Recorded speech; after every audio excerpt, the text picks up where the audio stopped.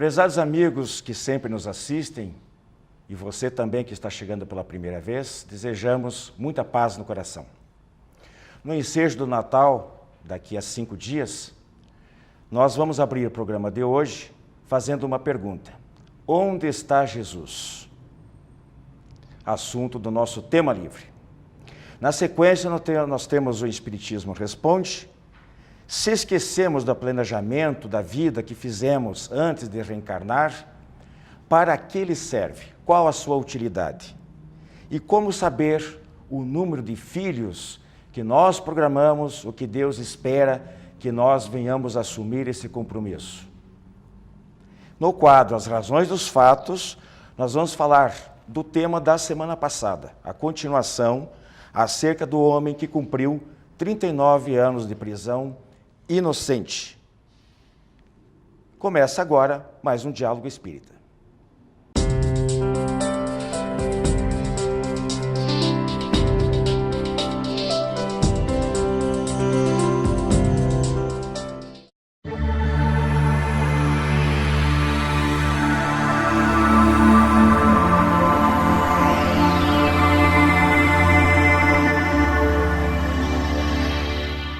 Prezados amigos, como acabamos de anunciar, nós vamos falar hoje sobre Jesus, em face da aproximação do dia de Natal.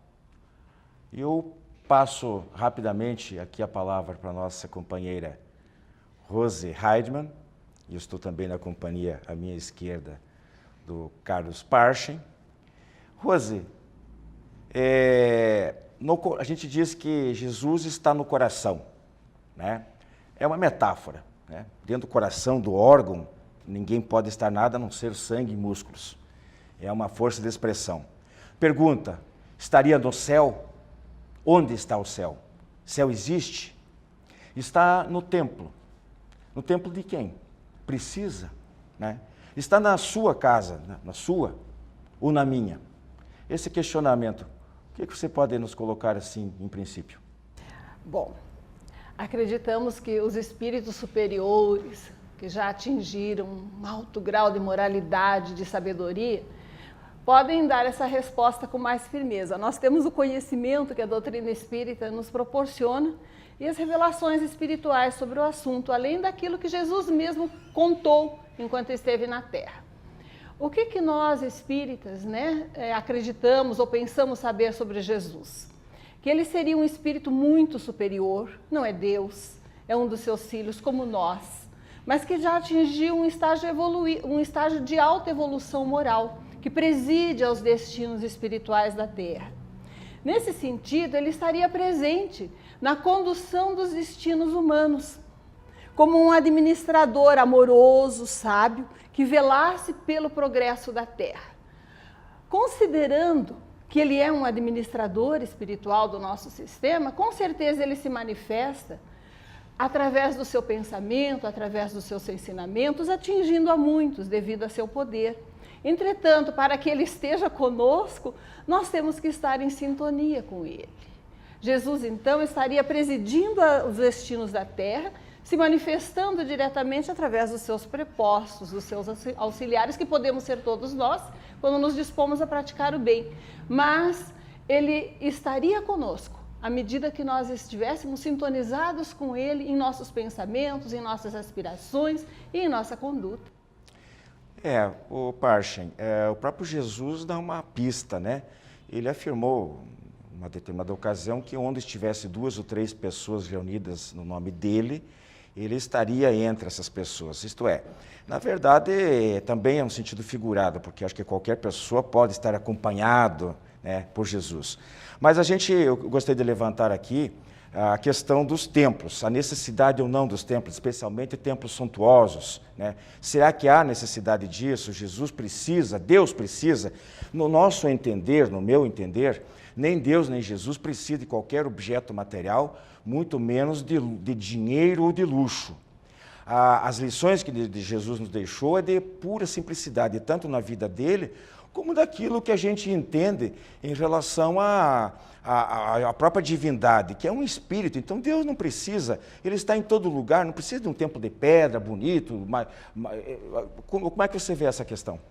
Bem, é importante destacar aquilo que a Rose falou. Jesus, um espírito extremamente evoluído, ele está no plano espiritual e domina as leis naturais, tem o domínio sobre a própria natureza. E, portanto, nessa percepção integral, ele está presente em todas as coisas, assim como a vontade divina se manifesta em todas as coisas. Portanto, é que vem aquela questão, o templo é sempre interior, aonde eu sintonizo, aonde eu trago, como você colocava, o coração, que é o simbolismo, a metáfora, porque, na verdade, o coração representa aí o nosso sentimento. Se nós analisarmos que o nosso sentimento é que nos liga com Jesus e o traz a nós, nós temos que ver que, na verdade, os templos, eles, como motivo, eles não têm uma razão de existir. São apenas agrupamentos humanos de determinadas filosofias ou religiões que resolvem estabelecer um lugar para se reunir. Mas se nós voltarmos aos tempos primordiais do cristianismo, eles se reuniam em lugares muito simples, escondidos, pequenos, né, para estudar aquilo que o Cristo havia deixado. Então nós sabemos realmente que até a proximidade, um número menor de pessoas, facilita o contato, facilita a interação, facilita o aprendizado, facilita a união de energias, de pensamento. Então, realmente, os templos, especialmente os luxuosos, são dispensáveis. Talvez ainda pelo estágio de evolução da humanidade, o estágio que nós estamos, é que se faça ainda necessário, não é? Mas que com o tempo eles irão deixando de ter essa função de grandes rituais ou de grandes manifestações populares, exteriores, né? Exatamente, para todos nós nos recolhemos a chamar o Cristo dentro de nós, individualmente, porque isso está ao nosso alcance, e também nos grupos de estudo, nos grupos de afinidade menores em ambiente mais simples. A gente sabe, né, Rosa, a gente não pode ignorar que a união faz a força, né? Então, realmente, talvez duas ou três pessoas reunidas em nome de Jesus, essa expressão em função de que uma oração feita por 2, 3, 5, 10 pessoas, ela tem energia, ela catalisa maior quantidade de energia do que uma só. Então, quando ela se reúne, inclusive nós no Centro Espírita, nós nos reunimos nos Centros Espíritas e fazemos orações por desencarnados, por encarnados também, sofredores, pessoas nos hospitais, nos presídios, a gente faz o que a gente chama de radiações. Então, isso é inegável. E também não podemos negar, como o Parche colocou, que ainda há uma necessidade, a gente entende isso, né, de templos, porque o templo, de modo geral, ele é um ambiente agradável. O silêncio, ele convida à reflexão, à meditação, mas nós não podemos inverter a equação aí, achar que não existe Jesus se não for ao templo. Tem que cumprir aquele ritual semanalmente, é isso que a gente coloca, né? Claro. O que Jesus nos disse a respeito, não é? A melhor fonte é o próprio Cristo. Ele nos disse que quando nós quiséssemos conversar com o Pai, nos recolhêssemos em silêncio ao nosso quarto. O que significa isso, não é? Que a atitude mental, a atitude emocional, espiritual é que é preponderante. Nós temos um amigo espiritual, de quem às vezes recebemos alguns avisos, alguns ensinamentos, muito ocasionalmente, que nos disse que nos socorreu diversas vezes nas nossas orações, enquanto nós estávamos lavando louça. Ele falou, você estava lá lavando louça, né, numa situação difícil, orando, e nós estávamos ao lado tentando ajudar. O que é que torna a nossa oração realmente capaz de atingir seus fins? O que é, no fundo, né, a finalidade do templo, canalizar as aspirações espirituais humanas, a intensidade do nosso sentimento. O nosso esforço, a nossa boa vontade de nos harmonizarmos com as leis superiores, apesar das nossas falhas. Nós sempre recomendamos, não é, Parche, não é, Wilson, aos nossos companheiros, quando forem organizar os ambientes das casas espíritas, se for possível optar entre um móvel mais suntuoso e um mais simples, desde que a higiene, a funcionalidade, desde que ele seja agradável ao olhar, o ambiente seja convidativo, vamos optar pelos mais simples. Quando nós formos à casa espírita, se der tempo nessa nossa correria, não é, de trocarmos de roupa, às vezes não dá.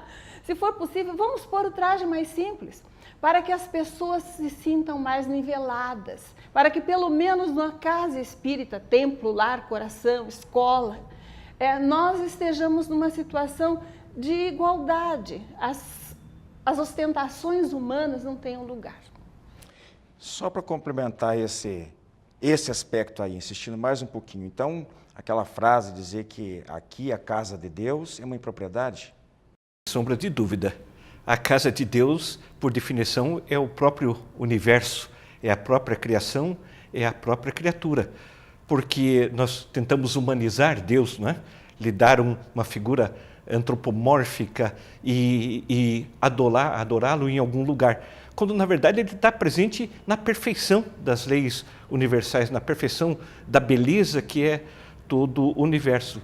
E o próprio Cristo dizia isso, né, que nós tínhamos que construir a casa do Pai. E essa construção, sem sombra de dúvida, é puramente interior. Dizer que Deus está neste ou naquele lugar é até uma coisa que acaba excluindo as pessoas, porque cada religião diz: Deus está presente na minha, Deus está presente neste lugar. E, na verdade, Deus está em tudo e em todos. Pois é, Deus e Jesus, né? Não tem dono, né? Jesus não tem, ninguém tem. Você pode colocar como dono de Jesus. Dizer, não, Jesus da minha religião, o meu mais perfeito, você. Tem gente que diz que os espíritos não são cristãos, porque alguém se reuniu lá num concílio e determinou que para ser cristão tem que acreditar na ressurreição, na virgindade de Maria, e que Jesus e Deus é a mesma pessoa, essas bobagens, esses dogmas aí, né? Para não usar o termo bobagem, me perdoem. Mas, com todo o respeito, quem crê dessa maneira, nós vemos de uma maneira diferente, como foi já colocado aqui, de que Deus é um ser, Jesus é outro. E nós respeitamos as visões diferentes, mas não podemos ficar disputando, porque nós somos irmãos, todos filhos do mesmo Pai. E Jesus é o nosso irmão maior, não é? É verdade, ou pelo menos pensamos que seja, né? O que transparece disso tudo, não é? Nós, criaturas humanas, recém-saídos, né, de um estágio primitivo, completamente atrasado de evolução, estamos aprendendo ainda. Estamos aprendendo a conhecer o universo, a ver que a Terra não é o centro de tudo, que nós não somos o centro de tudo. Nós divinizamos a figura de Jesus, esquecidos que ele é um espírito em evolução, embora engrandecido, né? Já pela conquista da sabedoria e pelo amor, e responsável, acreditamos, pela evolução nossa espiritual. Entretanto, o plano espiritual não é mágico. Ele depende de organização. Nós sabemos nas comunicações dos espíritos que existe estrutura, hierarquia, escolas, organização de atividades. Portanto, quando nós tentamos nos comunicar com esses espíritos, mentalmente, pela oração, buscar ajuda, temos que nos lembrar que existem critérios para essa comunicação e que o merecimento, o esforço, a sintonia com o bem são os requisitos necessários. É desnecessário qualquer culto exterior. Entretanto, para a mediana parte da nossa população, para nós mesmos em algumas ocasiões, o símbolo exterior auxilia a canalizar o pensamento. É compreensível que ele seja usado, faz parte da evolução humana.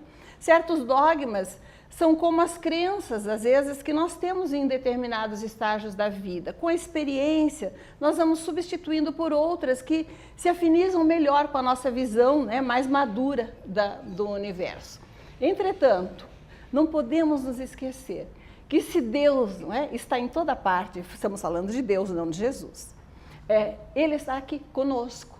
E se Jesus representa para a Terra essa comunicação, essa possibilidade de nós termos acesso àquilo que para nós é inimaginável, que é a grandeza divina, se Ele é o caminho, não é, para o Pai, certamente quando nos reunimos em qualquer ambiente, ou mesmo sozinhos, em reunião para favorecer a solidariedade, a junção de forças, nós estamos podendo atrair para nós a presença do Cristo através dos seus mensageiros, ou do seu próprio pensamento, quem sabe. Pois é, Parche, então acho que de fundamental para nós fica a seguinte situação, que o mais importante é nós procurarmos seguir as pegadas do Cristo, né?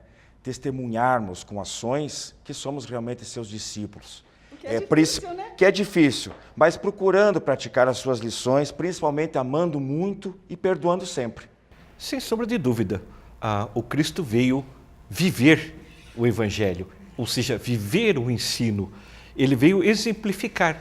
Nós, espíritas, valorizamos o Cristo vivo e não o Cristo crucificado, porque o Cristo vivo é o do exemplo, é aquele que veio trazer o modo de se viver, a lei do amor, a lei da caridade, a relação com o próximo, com a natureza e com Deus. Então, essa definição, seguir as pegadas do Cristo, é perfeita.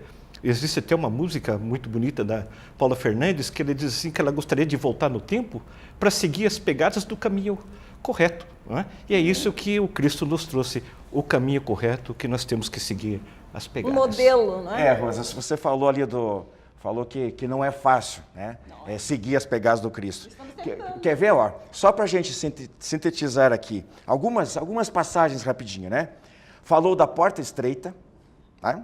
Da necessidade de se possuir vestes nupciais, né? Vestes limpas, puras, para participar do festim, Que é a pureza da alma. de semear incansavelmente nos solos férteis, construir a casa sobre a rocha, amar os inimigos, orar pelos que nos perseguem e caluniam, perdoar os ofensores, dar comida, água e roupa para os esfomeados, sedentos e visitar doentes e presidiários, perdoar 70 vezes 7, possuir a simplicidade das crianças, ser mansos e pacíficos, praticar a caridade verdadeira, desinteressada, cuja mão esquerda ignora o que faz a direita. É um programa. É um programa de vida eterna, não só para uma reencarnação.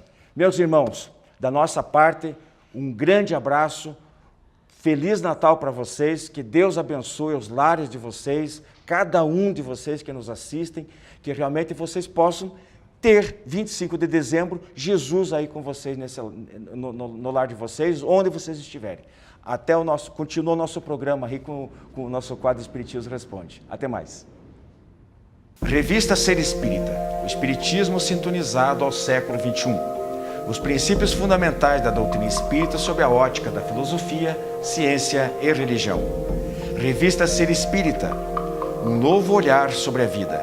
Para adquirir as edições avulsas e encadernadas, visite o site www.serespirita.org.br.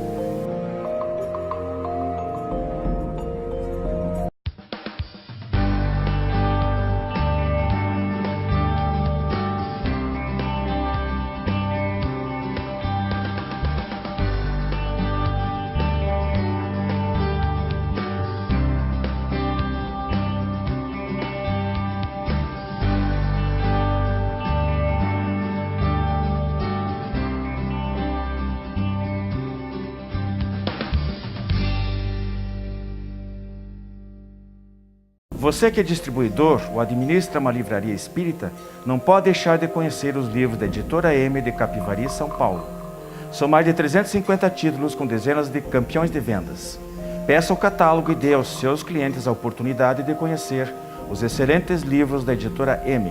Contatos pelo e-mail vendas@editoram.com.br ou telefone DDD 19 3497 7000.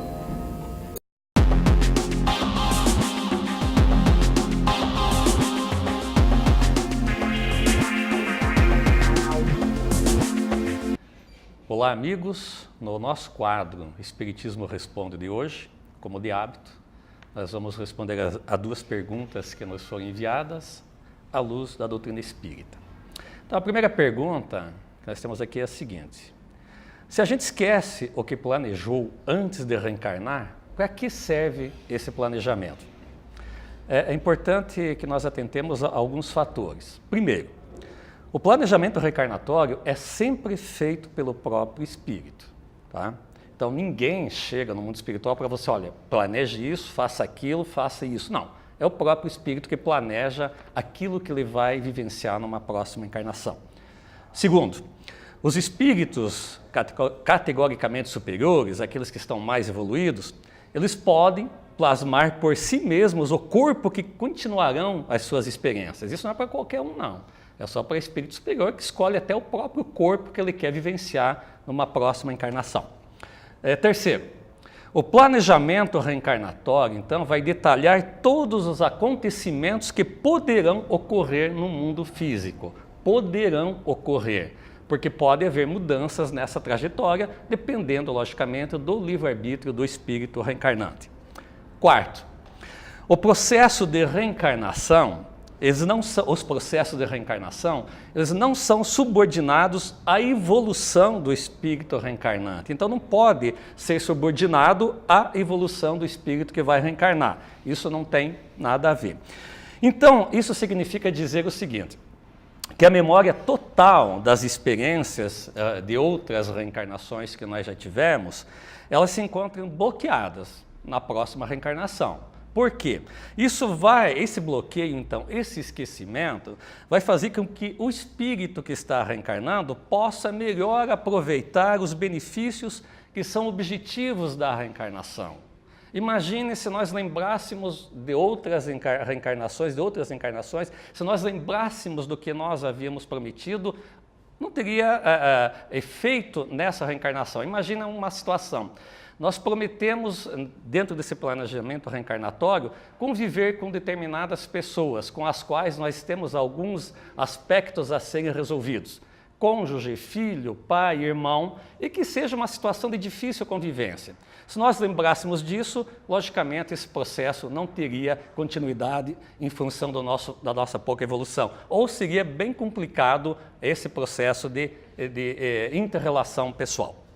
Então, devido ao livre-arbítrio do espírito, Deus, na sua soberana justiça e bondade, deixa ao espírito toda a responsabilidade das escolhas que ele vai fazer. Isso é, os seus atos e as suas consequências, caso isso ocorra.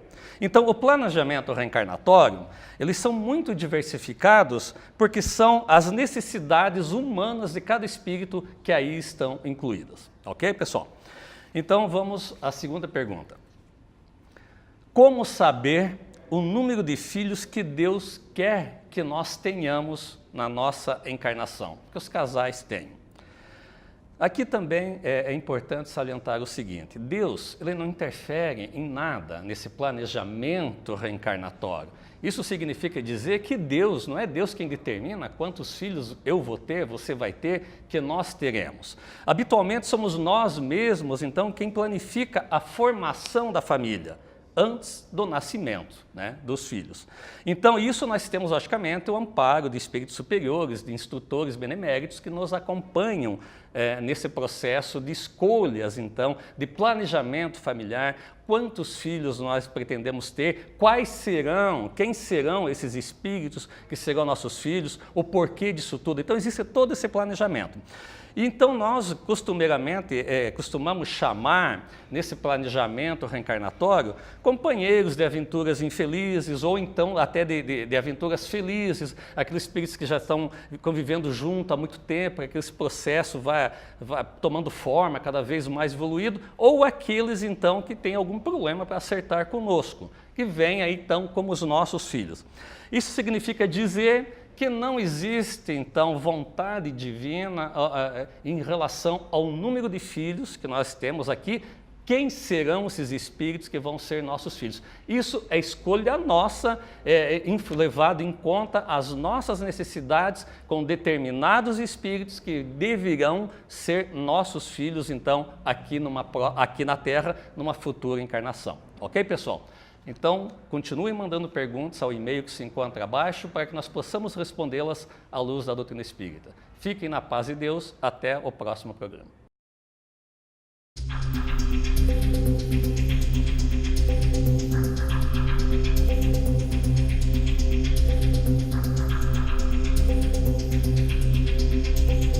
Prezados amigos, nossas razões dos fatos de hoje traz continuação do assunto que nós tratamos na semana passada, em relação àquela pessoa que cumpriu uma pena de 39 anos de prisão, mesmo sendo inocente. E a gente tem que colocar aqui, de começo, um seguinte raciocínio. Ou nós acreditamos em Deus, ou nós não acreditamos. Se nós acreditamos em Deus, né, mesmo com a capacidade limitada para conhecê-lo, certamente que nós o vemos como possuidor de alguns atributos sem os quais ele não seria o que é, ou seja, Deus. Né? Dentre esses atributos estão a perfeição absoluta e a justiça suprema. Ninguém e nada é mais justo e mais perfeito do que Deus. Ele é onipotente, todo-poderoso, e tudo o que acontece ele determinou ou permitiu, porque nem tudo é determinado por Deus, não é vontade de Deus, mas Deus permite certas coisas por algumas razões que às vezes nós desconhecemos. Mas ele também está em todo lugar, ele é onisciente, ele tudo vê, ele tudo sabe, né? Ele é o governador do universo, ou como dizem os cientistas hoje, talvez dos universos, no plural, existiriam muitos universos. Então, se esse tipo de coisa acontece, é porque Deus permitiu, e não pode ser injusto, isso é fato. Pode parecer injusto ao olhar humano, que só enxerga o presente, incapaz de perceber o passado e muito menos o futuro, né? Então, nada é por acaso, temos que nos convencer disso. Nada é por acaso. Alguma razão para Deus permitir isso, esse fato, existiu. Ponto pacífico. Pode ser que essa pessoa, ela tenha cometido numa reencarnação passada algum tipo de delito que ficou longe do alcance da justiça terrena. E esse comprometimento criou a necessidade de, nesta encarnação, ele se reajustar perante as leis divinas. Por isso que a gente até fala, a justiça divina tarda, mas não falha. Então, esses 39 anos talvez fosse o período que ele tivesse que cumprir numa outra existência e que não tenha cumprido essa condenação. Mas pode ser também ter acontecido uma situação diferente, que ele tenha solicitado ou tenha aceitado a proposta de uma provação para avançar mais rapidamente do ponto de vista espiritual. Então, às vezes, as duras lições da vida, uma vida de sacrifícios, de dores, de sofrimento, ela serve como uma alavanca para o progresso do espírito. E a pessoa se sujeita, por um certo período, enfrentar, como nós vamos ver mais à frente, algumas situações diferentes, não só essa, em que ele se sacrifica hoje bastante para ter um futuro garantido já a partir da sua ida para o plano espiritual, da sua próxima reencarnação, das próximas reencarnações, né? E pode acontecer ainda que este isolamento seja uma maneira que os espíritos às vezes lançam mão como proteção, é uma medida protetiva do indivíduo para evitar que ele venha a cometer algum delito grave, alguma falta moral grave e que venha a causar um comprometimento moral muito grande, e tendo que, por consequência, buscar depois esse ressarcimento. Eu disse que esse caso não é único, uma pena longa ou curta que seja, uma humilhação, um prejuízo financeiro, pode acontecer muitas situações. Mas é muito comum, por exemplo, as enfermidades. Então, nós temos aí algumas obras, por exemplo, no livro Ação e Reação, do mentor André Luiz, através da psicografia do Chico Xavier, em que ele nos alerta sobre a existência da dor auxílio, que seria aquela que ela é colocada, às vezes, no caminho do indivíduo, para que ele, principalmente aquelas enfermidades incapacitantes.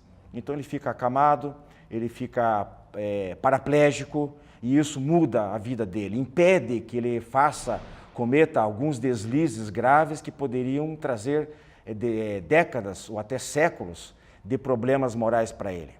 Na verdade, é uma bênção, é um remédio amargo, preventivo, que os espíritos colocam no caminho da pessoa. Então, explicações espirituais para esse indivíduo a gente fica com dó, a gente fica condoído. Eu vi o indivíduo falando na televisão e me senti comovido pela grandeza de espírito, dele não se sentir revoltado. Um espírito deve ser muito nobre. Daí até de realmente ficar perguntando, talvez esteja mais para essa situação de uma dor auxílio ou de uma provação escolhida por ele do que propriamente de um ato que ele tenha cometido, um ato que agora requer expiação por coisas do passado. É difícil que a pessoa se transformasse tanto de uma encarnação para outra. Ou talvez os 39 anos de prisão, muito tempo para pensar, para meditar, tenham realmente transformado profundamente todo esse indivíduo. Ok, meus irmãos?